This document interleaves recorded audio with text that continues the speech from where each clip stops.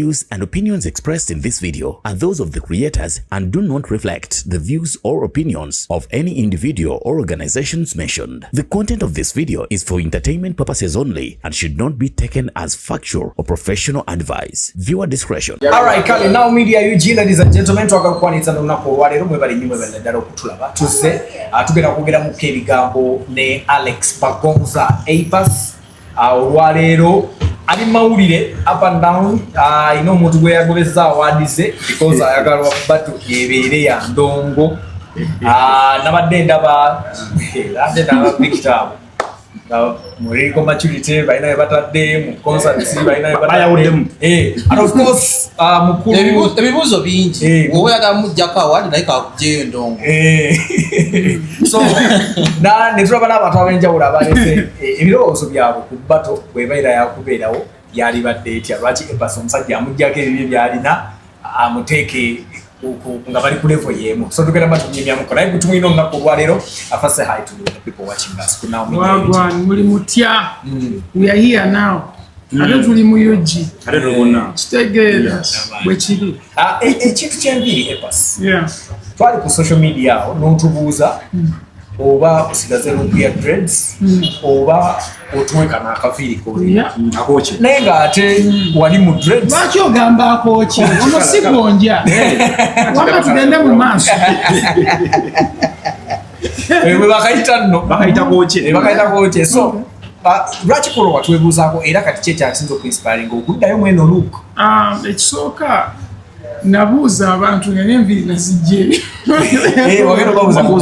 because nepozo nazo nezaali zirunning ku excel zalaga nti at least kuma dread kuliko abali bagamba nkume dread naye point eri nti I had reached a stage where I was not feeling so comfortable with the dreads. Yes, I had them, but at the same time nzimbika more of the face and they made me look more mature. Obwekitegeera so kyongeramuko ku myaka kati mbanda bikanga Kenzo kati sagala bikanga Kenzo okuze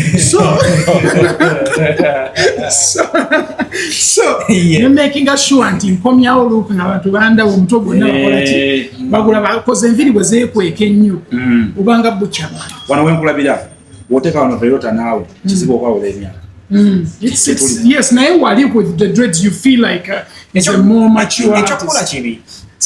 But I feel like even with the brand I think it's easy for people to recognize this than recognize the dreads.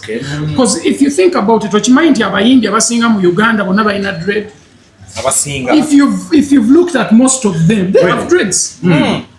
Chitunule mchikube mo torch olabe ba Bruno dread ba B2C bonna dread Liverpool dread King Saha dreads like so many top artists have dreads if you think about it obo kitegera banji tena teba ndoza bayine enjo kimwe mu abanji abayine enjoche batono just wakamu mogere nya bayine enjoche oyinzo sanga tinga lirupizo na enviri naye ate enjocheze zirabika bubi pizo nayo muyimbi zirabika bubi oziraba nawe oziraba saluni ye mwakolera saluni ya 2.5 osumira saluni bakwata ekisiki ky'omuliro bwe bati bayina nekyo ekisanizo ekyo bamusaniza gye bateeka mu muliro bakosange ne bamuyisa mutwe naye kati wali obudde naze ebbanga ddene kati okizuula otya nti naye kirabika wano nayo kyamu saayokya I feel like I could even go back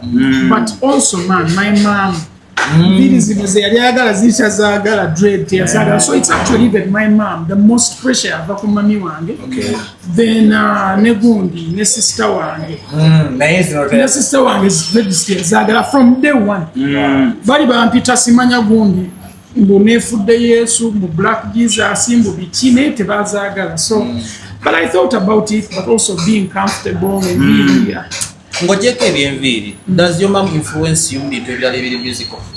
Yeah, to a certain extent because nze mama wange nze mama wange nze taata wange kitegeeza nti bw'ovanga bazadde baba bakuzadde you are half of them oba kitegeeza oyina DNA ya mama oyina DNA ya taata so me even singing could could be because my mom also likes to sing. She's a pastor. And she sings every day for God. Which again, so it's music. And Daddy Wange is very, very musical. So their influence is undeniable. So I am because they are. Which again. What's that one thing Chebali balinga bakukubiddemu Kongo tambo? Mama wange tangana nko kuyimba. Mama wange actually supporting nnyo kuyipa transport agenda ku studio. Tata wange ati yanchimanga ku studio kilo sawa 8 sawa 7. So all of them actually did a big role. They had a big role in my growth as an artist, because tebanyimiriza kungamba mtobikola oba byabayayo bachi, you know, so they gave me a chance. When Alpha I know yimba yali atandise aja tunagamba it's possible, man. Some parents yes. But it's very hard to be into it. Their music, it's probably tebasibo bakulaba because omusade waliwo ebintu byabakulaba mu maybe alaba lawyer alaba doctor alaba omuntu okufananyizibwa okutandika music. What inspires Apass okutandika music? Oyogedde ku mami okuba pastor bakutwalanga nnyo mu church okuyimba. Yeah. Twayimbanga nze nali mu kwaya y'okuyimba ku church. Somero kwaya bazingoba mu zonna. Church yampa chance, but at school bango banga mu choir. Right, was white or in Amalowozi nalina mangi. Engoba swaza. Because of all you know, if let's say bakutadde mu soprano ate noyimba tenor, ate noyimba alto, kweganga mixing nnyo amaloboozi, because I think I have the most voices in the Ugandan history of artists.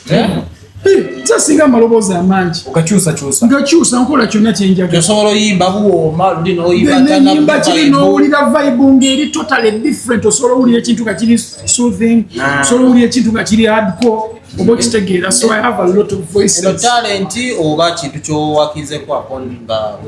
It's God given, but also sharpening a skill. Oba okitegeera sharpening a skill. Ngera abantu bolaba aba bakola comedy nga ne basobola okwogera amaloboozi g'abantu abali different. Trump nayogeza, it's a talent, but at the same time you also have to work on it, because bw'otakikolako muganda si kyangu kyakukola jatuuka ku stage nga tosobola kiyimba. Olowooza lwaki abayimbi balemererwa okuyimba amaloboozi gaabwe ku stage?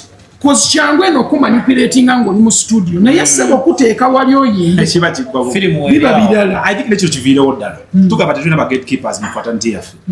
Music adi failing bwaki talent nti alina talent asobola okujja n'akubira ddala oba owakasene naye asobola okujja n'afuka Apass owama oba kisima. Anything can work naye n'ekisima mwekiri. All of those things are possible.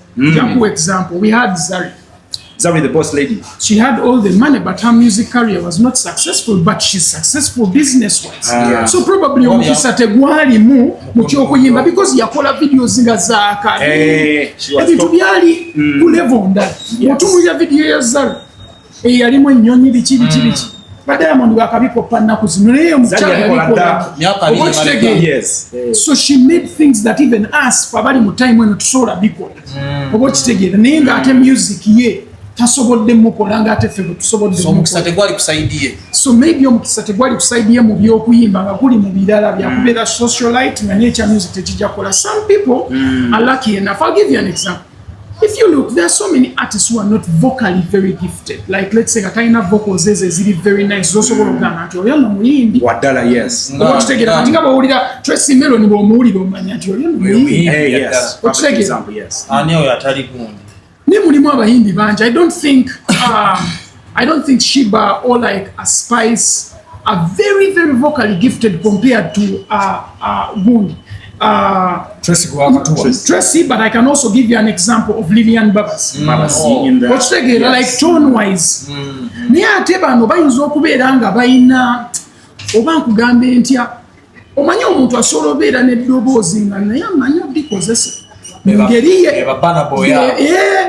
beba Shiba nti abeera eddoboozi tojagamba ngu lyakuyimba nnyo naye ng'engeri gy'alikozesa likola oba okitegeera ajjayo ekintu ne Kenzo. Same thing like with Kenzo. It's not like tojja mu comparing ne Maurice Kido. You can't. Not even about genre. I'm talking about vocals, vocal ability. You can't put them on the same table. I know some people bibeera mu feelings lwakuba ayagala omuyimbi wo. tekitegeeza nti omuyimbi we n'eddoboozi tekijjawo mazima ga kintu kya ddoboozi oba kyaki oba kitegeeza Maurice Kirya is the best live performer in the whole of Uganda. Yes. Okipimirako omulaba naawe suwangayi ne shows ne notes zasobola ohitinga ayinamu ne comfort gy'alina ng'akola omulimu gwe muganda wange sibya ate ffe tubadde tumanyiddwe. me I may be number 2 because for me the problem is that I'm all round. Nina ebintu bingi ebyokukola. Maurice Kirya has won this talent nti kiri wamu nti ye vocalist ate ennyimba ze teziri nnyo nti zidduka oba kitegeera so abeera comfortable nti bw'asobola kikwasaganya obulungi tekimu stress. Nze am a bit stressed because nina okukola Maurice Kirya gyako then nina okukola ebya danso then nina okukola ebya reggae ate byonna biyina then nina comical voices ezo zenkozesa ate nazo ng'olina ozikola so it takes a lot of effort to do what I do. But for someone who has mastered one thing, ekitegeeza singa nawe wamastaringa kimu byandibadde bizibu. But nze muntu asobola okujja ne ngamba omwaka ogujja ngenda kujja nyimba hip hop yekka nsobola okikola and I will be the best hip hop artist in Uganda. Nsobola okikola. So it's just a decision I have to take. Ekya hit osobola okukera obukezi kumanja n'ogandi I said it even last year. And I think people were laughing, but I think who laughs last laughs best. I've said it on an interview. I think Naliku interview yani Kyakozze. If you want me to make hits, I can make every song a hit if I want. But I just don't think it is useful in that kind of way. Because I know how Ugandans think. Omuntu nga King Saha asobola okukola ennyimba z'akoleso. As a caller because I understanding a market and I understand the market just like a King Saha would understand it. But there are certain pockets the saga la yingira best of how I want to brand myself. So sometimes ogamba sijja genda yo nyeno nenga nekyo kisobola. I can make music that is very user friendly. You get simple words, get nice melodies that you know are very universal that could gel with kids, they could gel with abantu abali mwasatu asatu mweta musola no gelinga n'abantu abakulu. It's a simple skill. There is a formula to making hits. There is, trust me. When do you decide ogamba nti akatiro kankole ku hit? Kati nga mwena album nagamba okekamba kolere mu buwoma. Yes, eriko album eyo tulina ne Kabu. But we are making assurance we have one weird song that no one has ever approached a song like that. And it's not going to be love, first of all, because most hits in Uganda are love. Kati gwe kiri daring n'okola oluyimba nga si lwa love walulutamu. Ne lukuba. Oluyimba si lwa love, oluyimba lwa ku enjoying a life. Such songs are not easy to push. It's easy to push a love song because people are very lovey-dovey. We are so much into that. But doing a song that is general. Because most of the artists do tell me you can leave a studio and you haven't noticed that you're going to be it. It's not like that. Okay, for some, you may wonder how fast it will reach that level. For me, I'm at that level because I understand the music. I've been here for more than 10 years. So I know. Commercially, but they were for at least 11 to 12 years. But if you're calculating, like even before that, I knew what was going on. Now, for example, I knew for a fact Memories was going to be big. How? When I did the song, because it was quick, I recorded that song in like 30 minutes. Memories, Lilian? Yes, Lilian. Now, Lukola and Papa Lilian, the producer was Zambia. Yali was Zambia. Actually, if you saw Lilian Yachogera, the producer died. I think one of those guys, so he died. All right. And, but you know your guy. But the music, so I had a chorus and then I wrote everything. So because for me recording is quick because we try to call another team. Timo on the chat. Timo on the chat. Studio sign and I would so I had to be very quick. Because nali sina setting and since jena chindazi nesa. So hopefully if there is space, so I had to be quick at writing and delivery. So even up to now, like it's one of those things that I have. And if I want to do something, I can work under pressure. Quick, yes. I can work when there is no pressure. So with Memories, it was quick. But when I recorded the song, I knew era na yangu ya manager wa Gundi okushooting a video because they didn't pay for anything. They didn't pay for the song, they didn't pay for the audio, I did everything. And then I told them, guys, just shoot the video. That's all you have to do. And I said, let's release this song just before Lilian's concert. And before Lilian's concert, oluyimba lwakwatirawo mu wiki didada yakwata sinamufulu nagenda nenkuba dance because I knew. You see what people do as challenges. Those are things I started myself. Yeah? Yes, those are things I started myself. Call challenges. No artist had thought about stuff like that. But damn, I would do it. Because I had the most challenges on Facebook, on the internet. Yeah. And before the song came out. Because nagenda nenkuba dance wange nze salinda bafani nga bojja n'ogamba mbu ntaddewo challenge muzine nze najezinira wojezinira ofanya agamba naye lwaki nange sinzino olaba muyimbi wange akubye dance nange kankube dance. And I feel like for me just understanding it osobola okukola kino to push a song. You've seen even with the jokes we have with Lil Puzzle. Yes. That also pushed the song. Lil Puzzle yali ajerega oluyimba omuntu ng'agamba naye oluyimba ki Lil Puzzle wajerega agenda tuwuliriza nero munyumira okitegeera. So I think all those things biyamba sometimes because grabbing attention y'abantu ennaku zino si kyamu. Bingi nnyo bibatwala. A lot is going on. Waliwo afulumiza nudes, waliwo yayombye, gundi bagambye aligge, kino kijja kino politics. Okitegeera there is a lot of drama going on.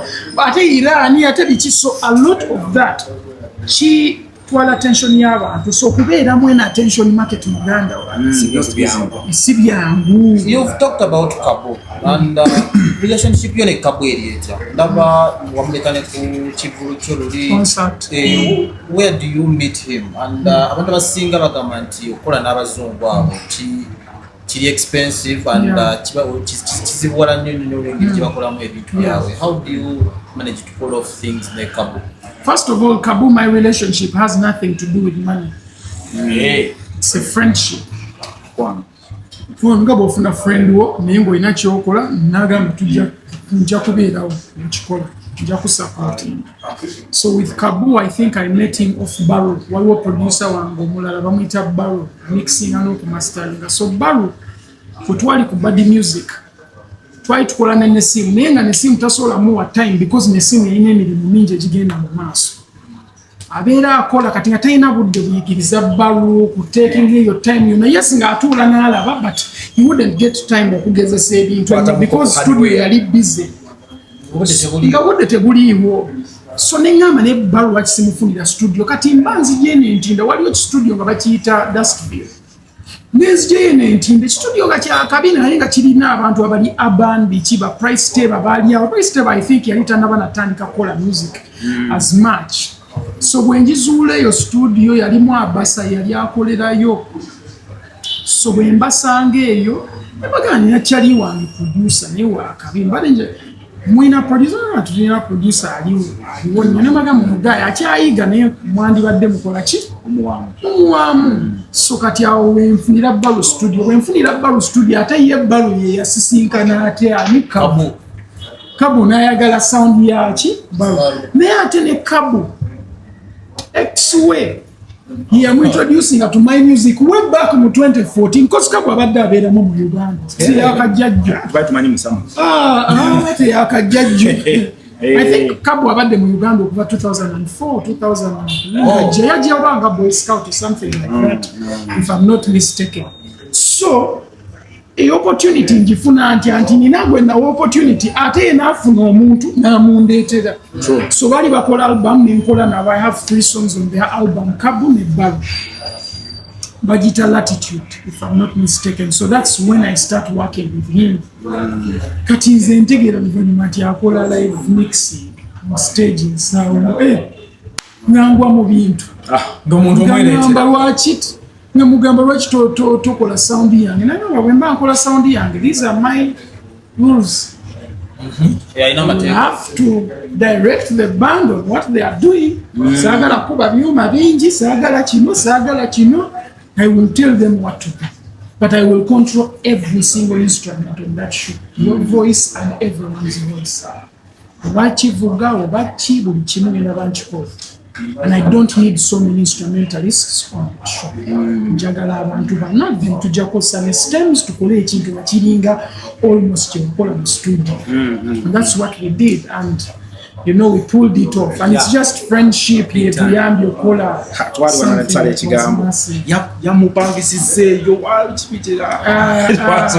It has nothing to do with money. Watch together, but he charges. Watch together.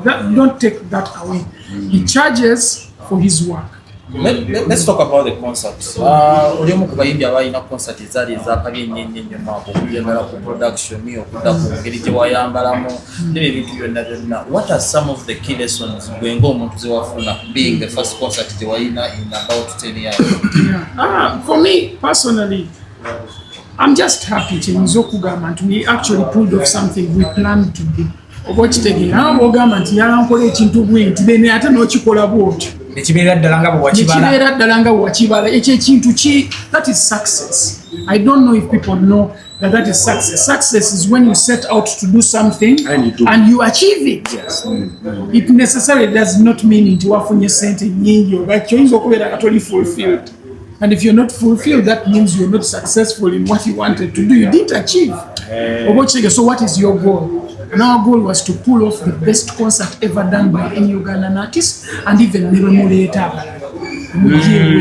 In terms of sound and production. It wasn't about money. It wasn't about money. So you believe nti kati concert eri esinga ezaali zibaddewo zonna mu ggwanga Uganda? Yeah, for Ugandan artists, yes, esinga n'abaveevu, even Nigerians. I have better. Osobola okujja footage waabwe n'ojjayo n'owa. It's as simple as that. Tetwetaaga kujja. Music can speak. You can compare. Osobola oteeka wali nola. Bigambo, you would see ate n'abantu abafuna opportunity okujja n'atuula waawo yasobola okitegeera. Because olaba like abantu bakola ebintu naye nga tebeewaddeeyo. Nze nayogera ne Steve, twayogera ne Steve for 6 years nga twogera concert eno. Steve ntandika okwogera naye. My dog is now gisingako. My dog is 8 years. When I went to buy my dog is the time we talked to Steve, because one guy young, which means Steve I mean. Nimanya quality. Mama Steve, mama. Nemugamba ogendo laba Steve. Yenda now. Because guy nemugamba tugenda. Because naine already guy nyambako. Nina ngamba ntero genda ne wa Steve ne atenga Steve chaliwa. So nenkubira Steve ne mugamba oluno nzija nenzira mbasali nyingi ga feel nenga ina mikwano gye jali zijaga. He gave me one dog, and from that time ndayo ne sister wange ne tutula ne tulaba concerts. Tujja ku Sunday ne tutula. Wanga ali free omanyi Steve abeera busy ne tutula ne tulaba concerts z'abayimbi ebweru bani would sit and watch, and we're like, man, we have to pull off something at this level. If we are doing anything, it has to be something at that level. And Steve man n'agenda n'afuna ebyuma e China teyabikozesa ku kintu kya muntu yenna, yabifuna 2024 nebirinda paka show yange.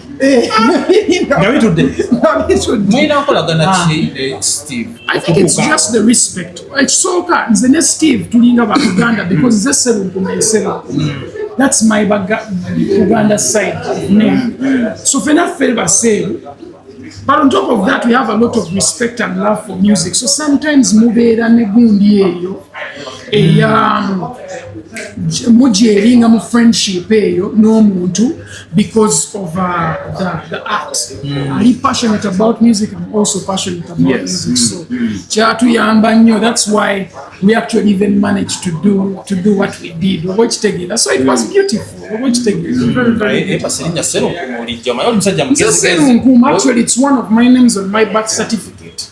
Twalijjako nga nkola gundi bagita batya ebibuuzo ya primary 7 ng'erinnya panvu Serunkuma Alexander yali panvu bali buko box. So ne bajjayo eryaffe ery'abatoolo ne baliteekako because era ndi muto. Ne jjajja wange w'ekirinnya yali yantula erinnya Serumpuma, because we are related with even Ashraf Senogere, the drama actor. Like we are in the same family as well. So yeah, we're very connected. So when do we have another Bagonza concert? It's only a matter of time. Could be Watu next wali year. wanena netutuula netukyogera ko ne bamufanya tasobola tuwa kifulu mwaka ku mwaka. Because ebintu biri gundi ndoza mu continent industry bina kibijisomesa. Tukaba nti tulina okuba ne production wabi waka binayo tubanga tugenda bana chumulundi ku myaka 10. Waliwo abayinza ofuga tell. Say this service. Could be next year. Next year. Yeah, could be next year because, man, I'm just excited to do another one, but I don't want to do one. They have to be a 2-day concert. Nako bili. 2-day concert, yeah. The same place? Same place. Onawulira. Same place. Serena still? Abakoze Yeah, it could be. They are renovating it. It may be Babadde nice. successful. babadde successful ate ekirala lwakubanza kati kyebadde simanyi lwaki bwekitibwe kiri basi zitambulanga mu keezi ezibeera bbiri naye zino ezaffe zetulabyeko wano ebasi bye batukoledde okuva ku day 1 byetuddamu byetufuna ku day 2 bwekityo bwe kyalibadde oba omuntu yalibadde asobola okukyusa naye resources tezimusobozesa. I feel like you can change. Depends on what you want. You can change. You can just practically change. And when it comes to me, I'm not a joking subject. So that when Sarah owning numbers again about 2 days, or Jakula about difference more those 2 days, whether it's the outfits, whether it's the entrance, something has to change. byetulowoozaako naye kati olina kikyuso kyaffe onatukyusa otya obwongo kwekyo kuba bano bonna babadde bakola batulaze nti kyebatuwa leero kyebatuwa enkeera kati epasi anaatufuna atya okutukakasa nti day 1 birala Ne day 2. birala Nanti oli kyabasobola. Capacity yebe komya. Capacity you. If you're looking at me personally as an artist, my catalog is crazy. I have more than 200 songs plus out of it. Eziri mbantu? Yes, eziri mu bantu, more than 200. Nga ziri mu bantu, because even if you look at just albums, my first album has 22 songs. My second album has 26 songs. My third album has 42 songs. yino gyetwali kuviira Then my other album, and I release a lot of singles. So it's just a lot. On top of that, you have collaborations and stuff that just fly around. mpozi wano otuwa mmeka ku Serena 40, 30, 34, 35. Zewayimba? Yes, and it's even hard for artists to do 35. But it was clean. I didn't even do katinga zimompulira saazikola, nyenyo omugongo saazikola, nannomo ne Radiant Wizo saazikola, mina Elijah Kitaka tipito tetwalukola, mina Azawi tetulukolanga. There were so many things that missed out that you can now have in the next one. Because the first one was about me. I wanted to show people what I can do. Ask me, natotunulidde bakateni razor, totunulidde kit ogambi, nagezera breakouts. era n'omusanga Ngenda funa chi. So, and I feel like there's just so much music that can be performed in Sobola no Sara Onengambo. Okay, the first set of the show is going to be smooth.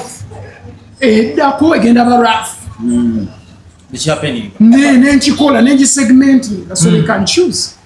kakati Apass njagala kubuuza bw'oyogedde ku ba curtain raisers awo katono nnyo njagala kwongera kutegeera lwaki gwe mu bivulu by'abalala togendayo no curtain raising ate ng'oli kyaliwa Ate kiri fun embadde. It's just that I'm not the kind of person abeera all over the place n'ogamba nti oyo yabaddewo. Abantu bagenda ku bivulu by'abannaabwe nayagala awambe ekivulu. Mbunagenza ku kivulu kye ne mukubalaga. Nekola n'amawulire. Okitegeera, they go okola amawulire. Ne kamuna shining. This is not your day. It's his day. Oba okitegeera nze show z'abantu nnyingi ze nsobola okugendako n'ennyimba oluyimba lumu. Ne Luika Shop. Lumala tuyinza bikasho bajja gamba gundi naye yaze naye. And it won't be overwhelming. It is one song. Oba okitegeera niyo omuntu aze ku show ya munne ayagala yimba ennyimba ttaano. Yatuuka n'omugoba ku stage nga tayagala kuva. Okitegeera omuyimbi atuuse okuyimba nga baagala kuggala show. What's your thought about abayimbi ababadde ne shows naye show neggwa ne abantu tebatawogera ku performances zaabwe oba ki nga boogera ku mawulire It is the thing that happens the most. Nali njagala okweradicating and I did it. You are successful. Nali njagala ndaga abantu nti omuntu ayimba bw'ati. Si kubabuuza gye muli, si kuyimbisa bantu. Kiri kitya? Kuyimba kozo nsasudde nyimbe omanyi pressure gye naliko okunyimba ezo ennyimba zonna. Remember my backup artists were doing very little. I have to sing everything. Weddeyo weetegereze concert eyo wa we nali siyimbi kitono nnyo mu gaps ntono nnyo because I wanted to sing. Audience bw'omuntu agenda sasula ssente ze omuyimbisi asobola oyimba ng'ayagadde walaba moments ezo nga maliriza let's say give me a kiss ne luggwa kiss ne zisigalako ekifo kyonna nga kiyimba oba kitegeera. People have those moments. I'm loving. Abantu ne beeyimbira. They love the song. Oba kitegeera. That's okay. Naye nze okubateekako pressure. Munyimbire obawaazingalo okitegeera. I feel like tulina omumanyi omulimu gwaffe ng'abayimbi nti omulimu gwe gwa kuyimba. If people accept ne bagamba okay katumuleke omusajja tayimba kati ffe abayimba tufuuse kwaya. That is very possible, but it should not be something that you engineer as the artist. You leave the fans to go there. Basasudde kuwuliriza gwoyimbe oli muyimbi. Concert eri mu kisooka in terms of production n'ebirala byonna byonna bayimbi kyabala balowooza abadde ne concert wano e Uganda zogamba nti zigobyegobyeko they tried basobola okutekingapo ekyokubiri ekyokusatu ekyokuna n'ekyokutaano bangi sigenda kuwa bangi. But I feel like omuntu consistently akoze shows ennungi e Morris Chill. Yeah, because afaayo nnyo no ne gundi ne Kenneth afaayo nnyo manyi man nze njagala nkubulira abantu abayimba si bintu bya kusaaga. Sometimes shows ziba nnungi nti omuyimbi asobola okuyimba naye nga sound emuletinze down. I can't put that in the list. Oba okitegeera sound nemuletinga down at not our ability ye. Oba okitegeera kyova olaba some of the artists man I look at them and I'm like I wish I would produce your show. You would be part of the people who want to see your show thrive. Oba okitegeera because some of them are very talented but the people they work with they don't build their thing to the level that the artist is at. Bamulabisa oba okitegeera nani kyandibadde kirungi mu bana abayimbi bano temulimu abadde ba shows byosobola kuretinga. Kikulu kya muyimbi kikye wali yagadde olabako kyogamba nti naye omuyimbi bwati tannampaamu naye naali yagadde ndabeko ku kivulu ky'omuyimbi oyo abasinga mbalaba sigenda kukulira. Most of them I've seen them. Bakamilio, Bakbebe, Bashiba, bonna mbalabi. Right now I just want to see myself do better. You seem to have so much respect for Morris Kid. Does he inspire you? Yeah. He does. I think every artist inspires me. Majority of the artists in Uganda inspire me. When I'm inspiring, I'm nimba. Era buli wowulira omuntu agamba ye talina inspiration amagezi talina mu mutwe. Talina mu mutwe. Ongamba otya nti kyokola ekyo abantu abalala tebakikolangako. Other people have done it for you to even see that it's possible. How are you not inspired? Yes, you may be a bit different mu kyokola kati nganze my things are different. Niti kitegeeza nti Morris Kid atasobola ku inspiring. I've gone to his shows. I see how he takes care of his songs. Man, tosobola butabeera inspired. Bw'obanga oyagala ekintu ekirungi oba okitegeera. Do you know how many people are inspired by Phenom? Bunch. I feel like all companies that do events are inspired by Phenom. They may not want to accept it, but yes, it's also stupid not to accept it. It's the same thing Jemba Denkugamba if it's I feel like waliwo abantu nga they are the benchmark ng'osobola olaba ekintu kyabwe n'ogamba wow I aspire to do something at this level. Oba okitegeera let's olabye Michael Jackson n'olaba show ya Michael Jackson ngamba otya toli inspired kujjako nga totegeera bulungi like how tegenda kukola ebintu byonna gwe byotasuubira nti basobola n'obikola ku show. Oba okitegeera nti naawe kennyini maybe tolina na sente zibikola then bw'okiraba n'ogamba okay nange njagala nkola ekintu at least ntuuke ku ka 20% awo omanyi nti ojja kuba okoze nnyo singa ogezaako okwemulating ekintu ekyo. You did the show ezimu ku bintu byenalaba mu show gyesirabanko waganda bannamawulire okusala clips bwekitunuulira nebigenda maaso mu ggwanga you try to do something like copyright. You want to own your thing. Mu ggwanga Uganda otuukeera kati we are pushing something atubala n'apooso waffe waneno ng'atunyonyola nti copyright mu ggwanga Uganda okusinziira ku biriwo kakati biyinza okuba ntutekwa. What do you take about copyright? My take. nga wali okigezezaako ne mu concert yo ne bannamawulire n'obagobaamu ne bastraikinga ate tetukulabyewo. You have more than 6 copyrights when you create art, whether it's your video and the tuliko. It doesn't matter. Yes. Copyright yatandikira mu bitabo. Copyright started in books, publishing. It was never in music. It was never in music. It started with books. So they actually transferred it to music. Yes. And started doing the same thing for music nga bwe bakikolanga mu butandika. Because okuwandika kwe kwali popular, if you remember, like back in the days. True. Because even if when it was music, abantu bayimbanga mu kifo. Nti ogenda wali olaba omuyimbi gundi. Tewaliwo nnyo cassettes, tewaliwo nnyo ki. So when all these things were introduced, they also now went into the realm ey'ebitabo. Oba okitegeera. Publishing, era bw'owulira ekigambo publishing tekyatandikira mu ki, era okiraba nnyo mu bitabo, tokiraba nnyo mu music. You're just starting to hear it now. Oba okitegeera, you're starting to hear it now. Why? It's because it was a new thing introduced. But for me, I feel like copyright very important. Oba okitegeera. Yes, it's very, very important. Because man, abantu bateekamu effort mu bintu byabwe. Omuntu okitwalira ku bwereere, oba obutakuwaayo katono.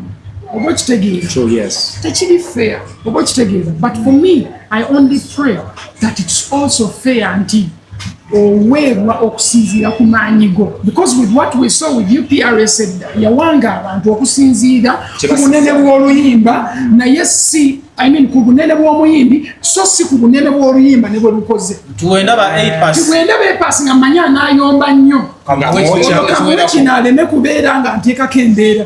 Ate muwa amaze kuyomba. Ate muwa mu paasa nga simubuulidde lwaki nzimuwa na ze twakolektize nkyasinzidde ku kiyo okufuna eso. Twetaaga that monitoring, which Kenzo kye bakolako, and I have to applaud them. I think they are doing a good job. It's a good start. Implementation wali obuzibu. Wali obuzibu because tukiraba ne wano wansi ku luguudo. Olabira ddala nga implementation egaali nga ssente z'enguudo ziyisibwa.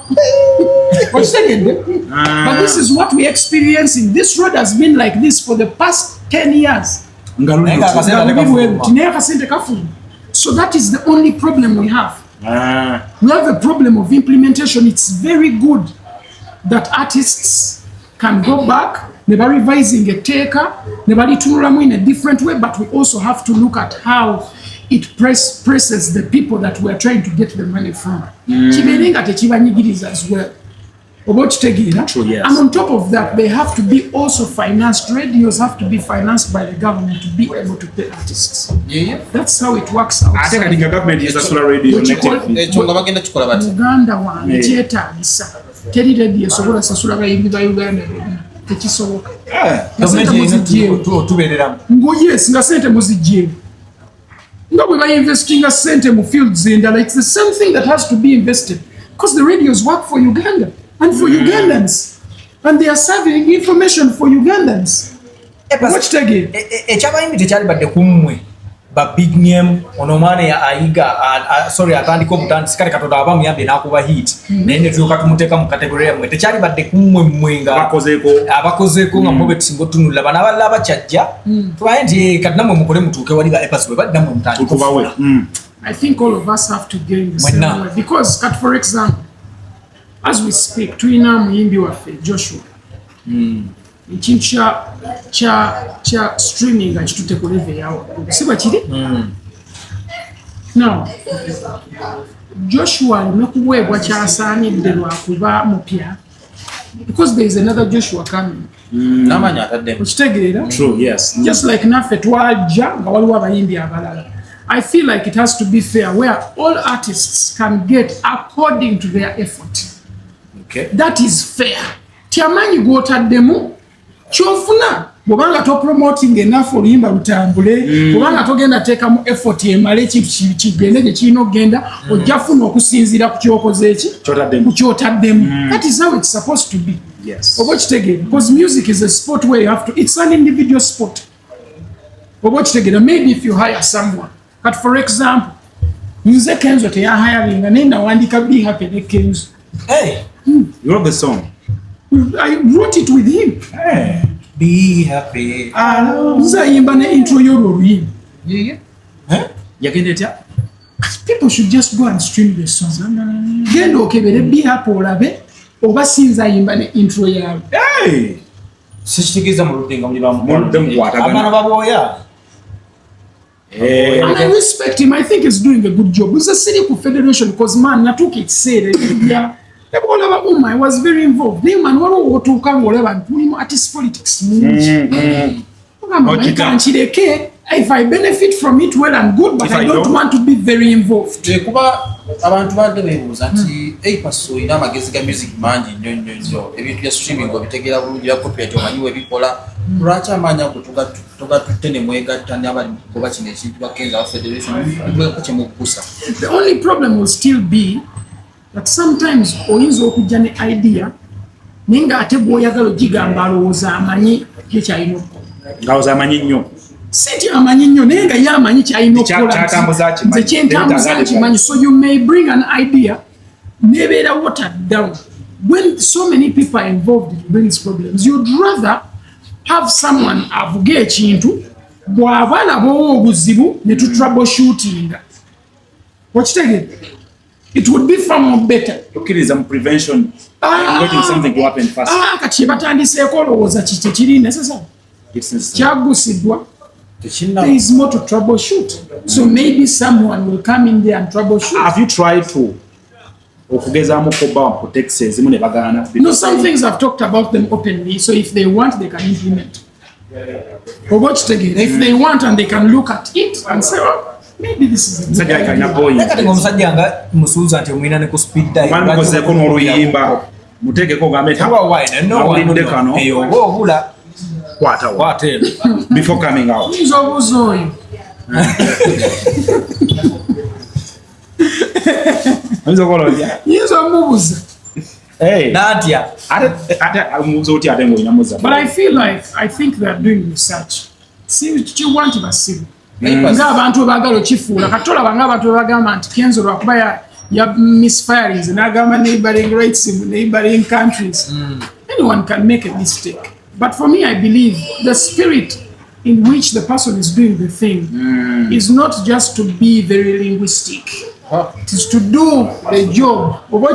See just to kumanya nnyo luzungu just to kukola kintu nga bakirina kukolewa. And I can see that some of Eddy Kenzo's fans abanvuma. I totally appreciate you. Never Omala budde, I'm the goat. Apass, is Uganda ready for the copyright law?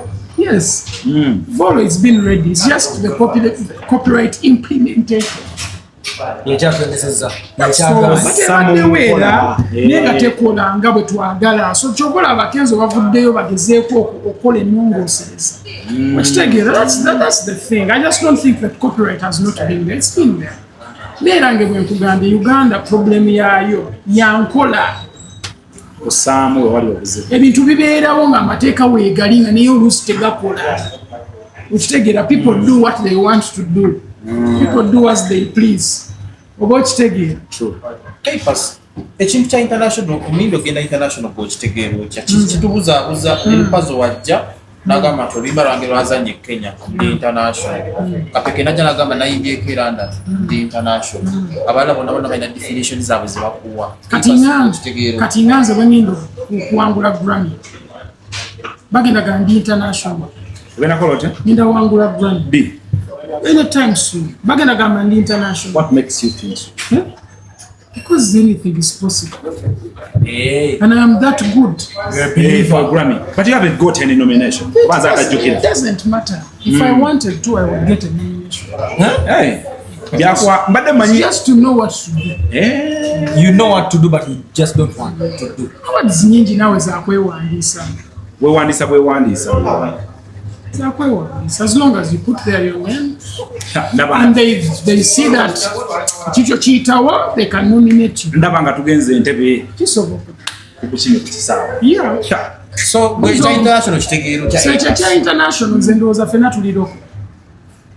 All of us. Local artists. Abali wano. Era nze mpulira abantu ne kubadde banvuma nga bagamba siri international tebawulire bakulimba negwogamba nti ali international ali loko tulina ba international artists taliwo oli international bw'ofuluma Uganda ne bw'ogenda Kenya oba international naye as long as you are home yes you are locally bred here local artist mu America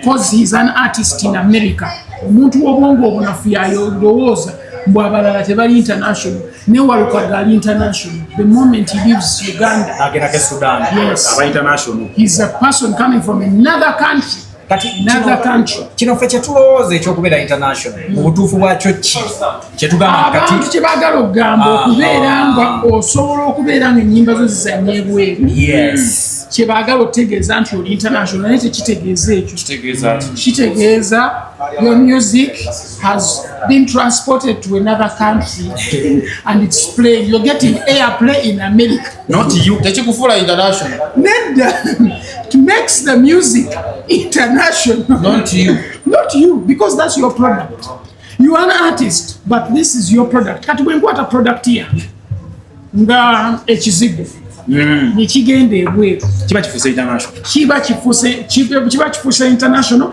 because ekizigo kigenze mu nsi eyo people don't care about the person who made the kizigo they care about how the kizigo makes them feel or look like oba tutegeera bw'ofaayo nnyo ku pint y'amata oba oyagala mata so bw'okwata amata n'ogassa mu kikopo pint ogireka mu nju kankubuli ebintu ebiri important bingi jakuwa example nyange olaba okimanyi nti dustbin esobola okubeera very important mu ofiisi wano nga waliwo pate naye beerina ofuluma ebweru nga pate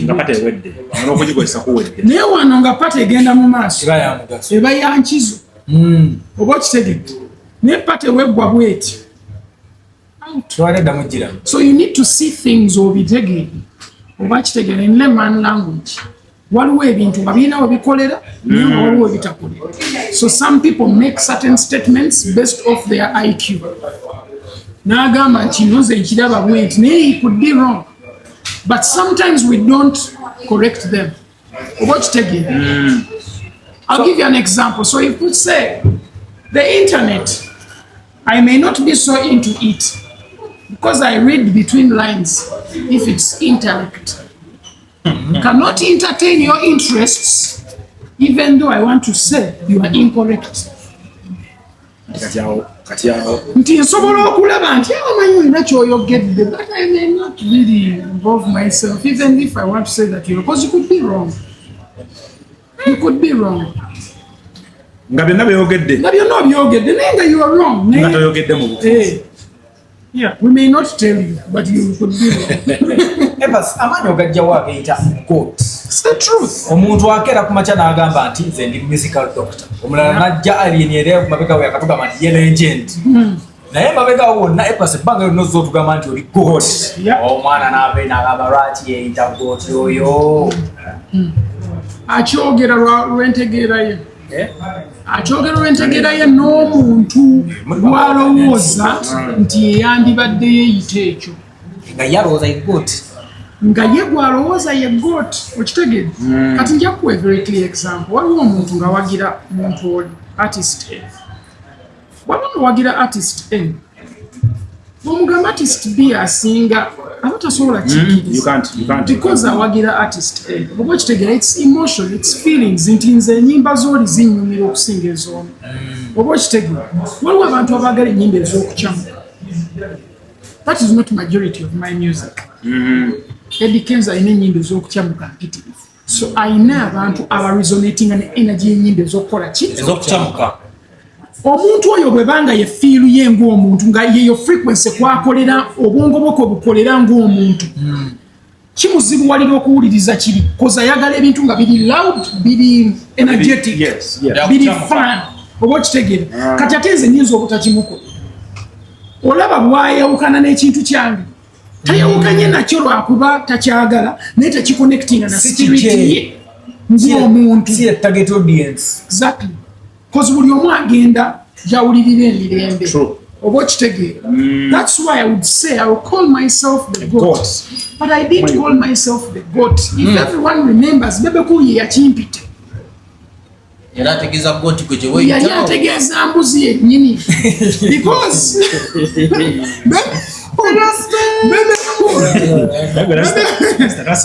but he was joking. Me and Bebe Cool twegerega. We have that relationship. Yes.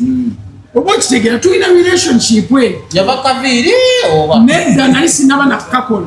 Ekiseera nalina nziza bulabo. Ayasinziira wa. Waliwo goat race. Yalebera ku speak. Yalebera ku speak one. Kakati bebe. Bwe banguuza embuzi ogiyisa ekinagamba Apass. So nena baka video nyenseka negamba yize. Kati nze sakiwakanya. Nenyamba yampise goat because I'm the greatest of all time. Ego achikyusa. So nze nenkikyusa. So that's basically it. That's why abantu bampita goat. But those labels don't even mean much. It's just a joke. Kwejubisamu. But it's not something very serious. I'm just Bagonza. It doesn't matter if I'm the goat. Rachel was that way sanze nnyo mu sagadde kiyita naye mu bukubagano n'abantu ab'enjawulo. Apass wuuyo ne Nimrod balina ebyo batakkiririzaamu. Apass wuuyo alina Kenzo. Apass wuuyo Bebe Cool. Rachel was that abantu bakutegeera butegeezi oba Nimrod talina buzibu. Nimrod alina ekizibu. Waliwo amuvuni naye sibiri. Nimrod ye kenyini just alina problem nekyenayogera. Okitegedde?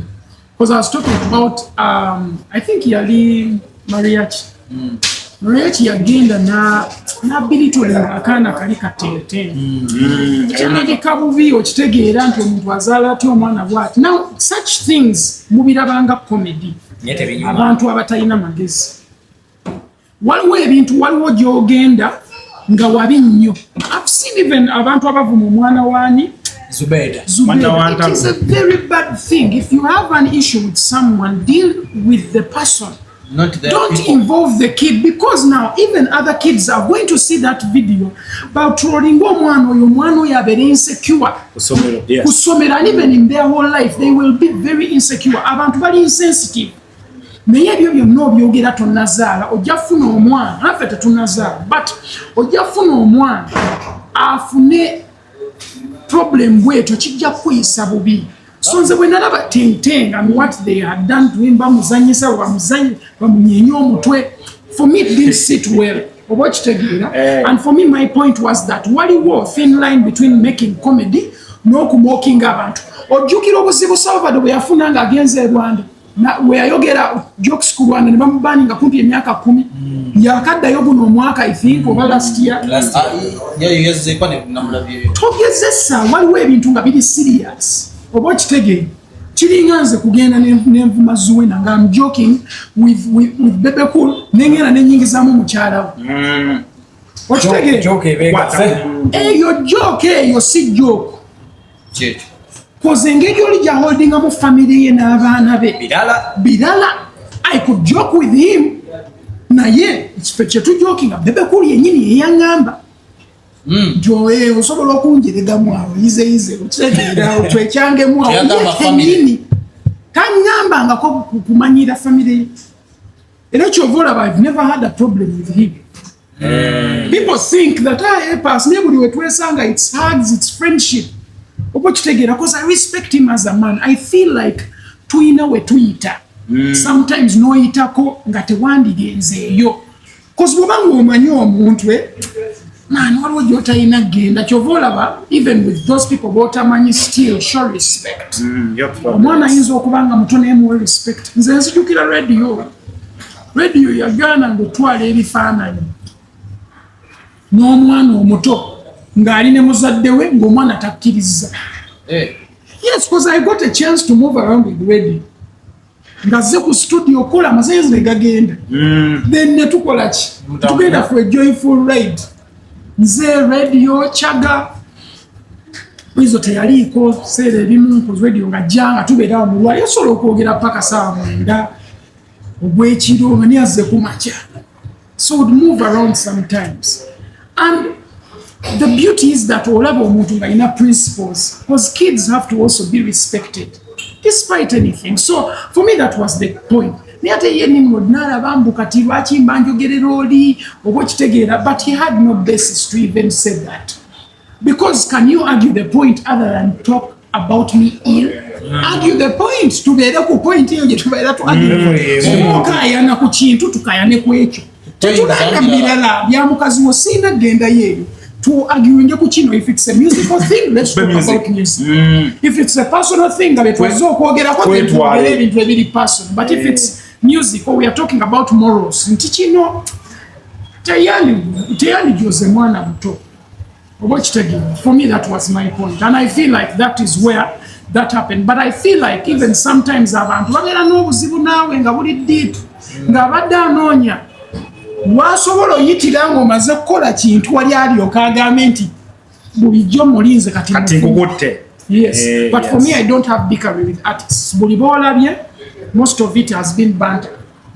Stuff, yes, it's stuff that I can take as jokes. Trust me, I can't take it serious. I can't take the issue with me and Kenzo serious. Those are jokes. What makes you think so? Because I know it's a joke. I know it's a joke. I don't think Kenzo tasobola tampa respect. Ate tekisoboka kubeera nga nze simuwa respect.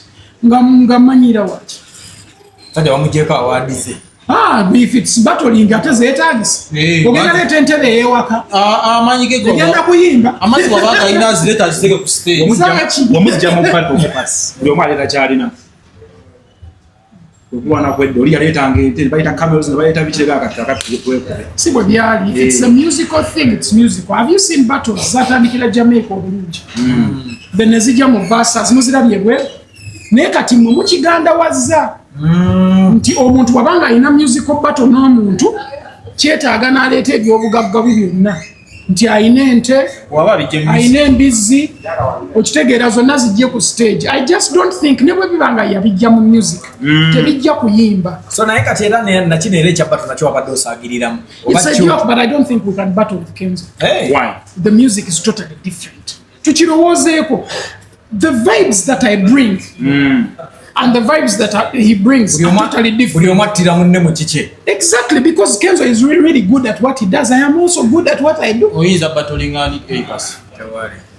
Tewali, because I'm too all round. Tewali n'omwali bw'atyo. Oba all round kati oli omukwatira mukyaleese. Mukyaleese nze siyimba bintu Kenzo byayimba. That's the problem. I am all round, but I may not go in his direction fully. I may scrape a bit naye nga sigenzeeyo yonna. Wakitegeera? Yeah, so wena bwenyimba nga mmeka eziyinza okugwako mukyayimba. Eza vibe maybe kati nga didadada. Ne buwooma could be a song that Kenzo would do. Oba okitegeera, it's very traditional because Kenzo does a lot of traditional work. Oba okitegeera. Engeri gye wamuwandiikira gye mwawandiika kayimba mwende osobola okuddamu n'omuwandiikirayo oluyimba. Why not? Lwaki mba simuwandiikira? If he comes now reaching out to me, nampa milioni 10 muwandiikira akayimba. Kenzo alina sasula milioni 10 g'omuwandiikira. Ate zo ntono. Because he's a friend, so I can write for him at 10 million song. Tosalako. Ate wasaseeko Kuba munne. Mukwano gwange ate bw'aba bebe kulu mba neetaaga milioni 10.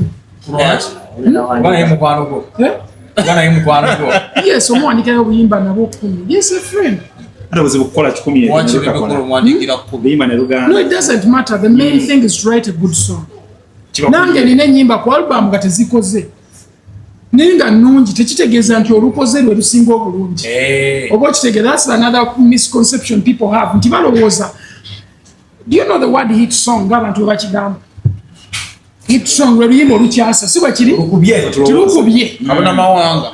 Mbu lutambudde ne lugenda eri n'eri nti buli w'ogenda olubuli. That is a popular song. It does not mean it's a very good song. There are very good songs that are better than hit songs. Nange kenyini, I have some good, very good songs. I'll give you an example. Abantu Babi. That is a very, very good song. Big tune. Naye nga olumba very, very good. Naye nga waliwo ennyimba zange zikyase. nga bwembanga njagala holding as enyimba in a capacity of saying weight that I would give according to the message nga waliwo enyimba zenine nene zitenkana oba okitegeera because bwebanga ogenda tunulira music nga music omutunuulire ne depth ye oba okitegeera and that's why I say like even when it comes to battles it's difficult if you have to look at the quality of music there are few people who can come close. Apass bagamba ennaku zino mubuli nnyo ku TikTok mukifudde kyangu abantu balaba kyova olaba neba n'ebivulu kiina engeri gyekiseemu value. What's your thought? My thought is that those people are slow. Slow. Ate bw'oba slow olowooza oli mugezi because oli slow nti gwe ebintu obikwata mpola naye ng'obwongo obukola mpola nga ge mazima naye nga gwe muggwe olowooza oli mukwata mpola okwogera nti bali slow mazima kati gwe kubamu akafaananyi if you're looking at how the world is moving right now kankuweeyo point yemu ojjukira Instagram bwe yali ekola ne Facebook edda do you think it's working the same way? No. Speedy. Do you know why it's working different? And it's not about the speed. All of you do not know this and I'm going to tell you. You do not know it. What has changed? Right now, your song or any content you put up, it is not directed to the people you know. What's that? It is directed to the people who have the same interests of what you posted. Jekyagenda because edda wainanga abantu nti bakufollowinga so ne bapushingira abantu abakufollowingira si bwe kiri kati kyosobola obeera ne program nga gyoyogerako ya mental health n'omuntu ali America nemutuukako negoinga viral mu America because of the topic gyolese. It is not because of where you come from. Nze nva Uganda bigenda kukoma and the people following me abali mu Uganda ebyo bintu byavaawo dda oba okitegeera. That is how things are moving right now as we speak because social media has changed. Luli wali otargetinga abantu kakati tosobola olina targetinga interests. The people that are interested in what you are doing. Yes. Period. Wow. So things have changed. So omuntu oyo abeera agamba mbu lwaki abantu babeera ku gundi because kyekikola. Right now as we speak gyekola akola zi interview amaze almost emyaka 10 because the climate is different. All these people you see them now they are talking about their projects, they are talking about their experiences because people want to know you as a person. Jay-Z did one last time. Jay-Z agikoze Joe. I think Joe yesterday but one Jay-Z yakoze interview. Yadda yogera ku bintu bingi n'ebyo ebintu bya beef actually yabyogedde kwa now it messes up with the industry. Oba kitegeera. So for me I feel like climate yakyuka completely oba kitegeera and the platforms zikyuse mu ngeri gye zikola ki saabayimbi balina okweputinga out there cause fani ayagala kumanya tayagala sometimes kulinda interview tayagala kulinda ngozze ku TV obozze ku radio ayagala akufunemu akubuza ekibuzo nga akulabako naye kwali ku live nakugamba kiri kitya lwaki wakoze bwoti okitegeera. So for me I don't think it's a problem. Maybe some people don't do it. Nja ku example, don't you see the Nigerian artists nga bakola lives Babana boys from once in a while but Davido they come and do lives, they join other people's lives. Once in a while they got fetwina ne schedule to Apass kusawa billing na musaba. Yes, nanti bwabanga kyayagala okukola nga ategedde nti abannayuganda kye baliko njagala mbeere mu feesi zaabwe. Tabirivi nga tuwona otegeka ekivulu kigenda baako limitations nti yaga Apass omusiba omulaba. Nze nategeka ekivulu ne kijjula newankubadde feesi tetwogerako twogera ku music. Nenda linkola zi live nga promoting ekivulu. True. Gyoli naye okimyeyo ki? That's the point. Why are you online? So bwobanga omanye ensonga ekuleese beerako kati nga bwe ndi wano omanye ensonga endeese okitegeera. So I think it's fair. Do you believe social media inengeri gyeyambeko music industry abantu abasinga bagamba nti music wafagudde lwa TikTok konti kati abayimbi bagenda mu studio bayagala kukola kantu kagenda trendinga ku TikTok nata focusinga ku producinga kintu kiri ku standard kisinzira ku bafaani bo olaba waliwo bafaani abantu abagala just take trending. There are also people who genuinely like something that is good. Ojasanga waliwo ennyimba eziri ku TikTok nga zirina challenge mpitirivu naye nga ku YouTube tezirina abantu baziraba okitegere ng'oluyimba lulina nga ku seconds obwo bawulirizaako bukka naye oluyimba tebalulaba okimanyi nti buwooma bw'obanga ogenze ku YouTube n'okebera majority of the people are listening to the song to the end and that is 90%. Do you know what that means? Si kyangu waluteka kaluuliza paka ero si kyangu actually omuntu okuwuliza oluyimba paka gye luggwera. Most people listen to 1 minute nengeza ennyimba nzimba nyina lwe banzanyirawo nga mbadde ndiwulira ku TikTok n'omwana antera mu paati nemugamba luyimba kyovu naki ekyo kyeyeyo point gyogezaako okumakinga. Some people are TikTok sensations but in terms of even booking them or things going on they may not happen because people see them as that guy who's just online nga tebamulaba nga an artist oba okitegeera so olina naawe okwepakeginga mu ngeri nga abantu bajja kulaba ng'omuyimbi or else oyinza osigala okwo oba okitegeera teacher wobeereyo baana bastudent kibolaba kati abakuyimbira obulungi bolaba nga ensi tennabawa nnyo vibe gye beetaaga bangi waliwo blackish I think is very interesting yeah ate man ne flow yes I know where his flow comes from but he's also trying to learn and create his own thing oba okitegeera I know what his inspiration is but he's also forging a way then waliwo guy bamwita Ecolade he's really good waliwo mbeewo young girl that young girl she's very waliwo Money Rain waliwo yani omulala Bad Sparks good dancehall artist owulira lyrics man whether ziri cautious bulungi whether ziri hardcore whether ziri violent like he's doing it well oba okitegeera to mention but a few names ekyenja okugamba bangi Jiran there are so many just but on the top of my head those are the few that I can mention banji liko banji we actually not just a song I want to actually produce a whole album for her obozi edungi and she's so good as an artist.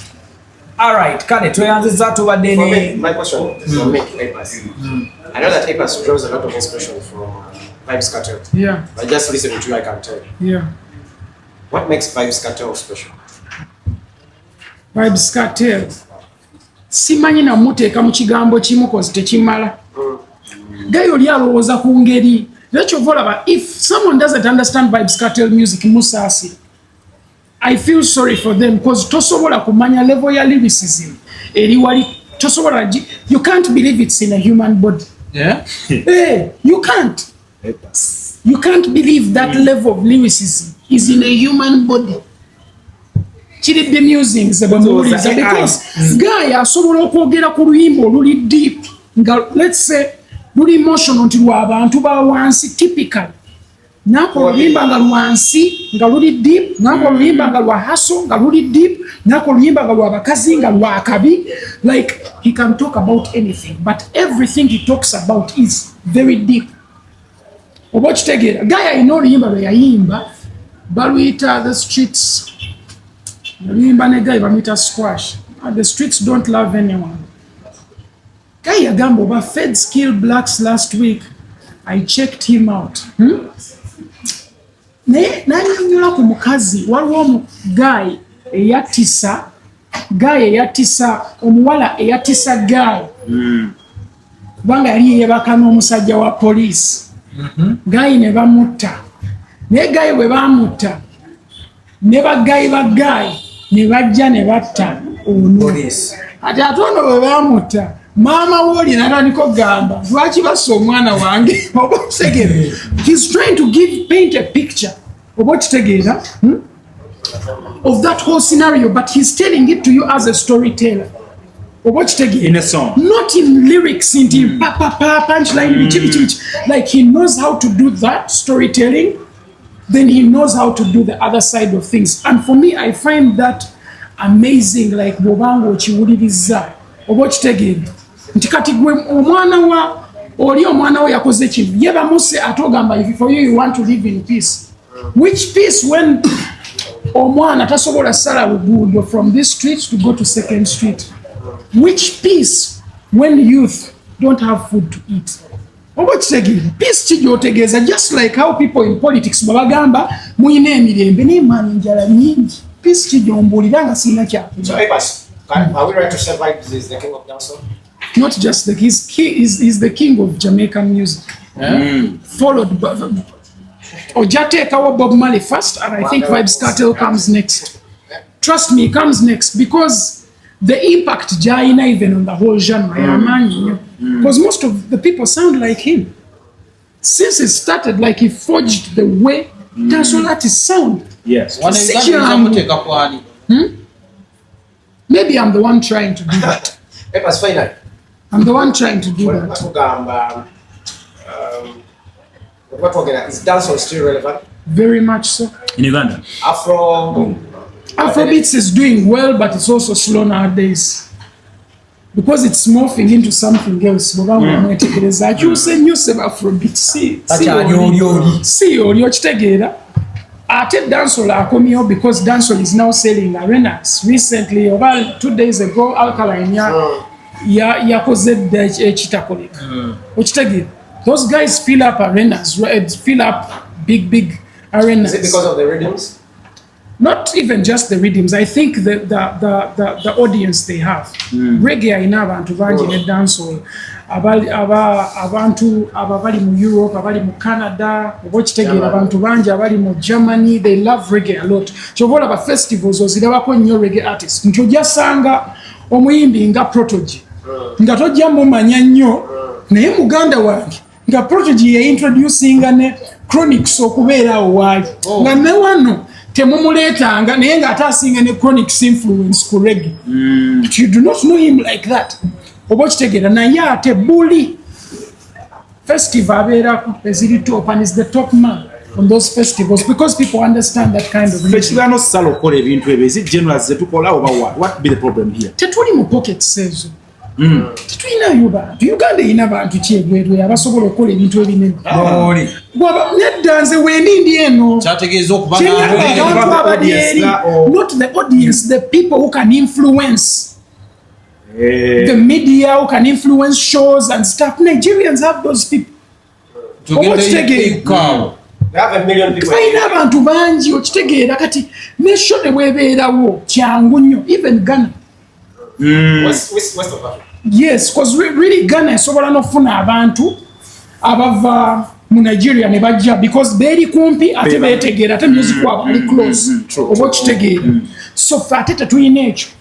So meaning you as the artist muna capability college just grounds Tatooina grounds and we don't have the numbers as well.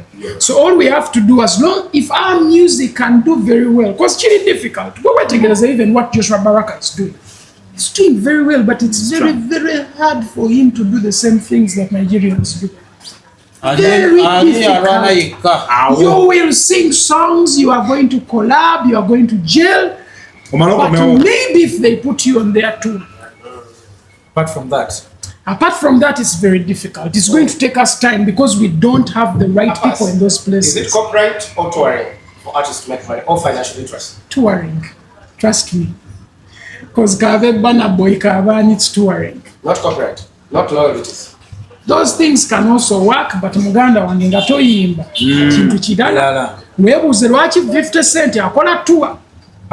Poloza taina nyimbe zikyamukipingawo waggulu lwaki focusing on Spotify. And that's why like I laugh when I see people here just looking at that. Ogenda tunulira streams ezo naye ezisinga ziva mu Uganda, that simply means sente zofuna ntono. bw'okuba mu akafaananyi let's say 1 million streams zikuwa sente meka ku Spotify nga majority of the people are from Uganda.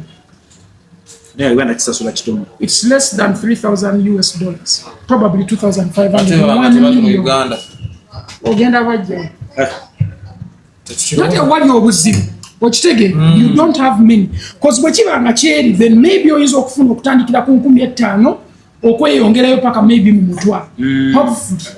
Oba mu kanaana. Now, kirowoozeeko nga King Saha alina show 4 mu wiiki nga buli show bamusasula million 5. Wenkana naye. Tosobola. Banaye mutukoze bulungi gwe tulina ticha ebigambo tebisobola kuggwayo tujja kuddamu era tumweyongeze bwana abakkiriza nga tuzze ne tufuna obudde ye Apass buwoma tuniweri streaming endagirabye Album yafulumye iyo. Tenava. 10th April. wegenda ofulumira. Yeah.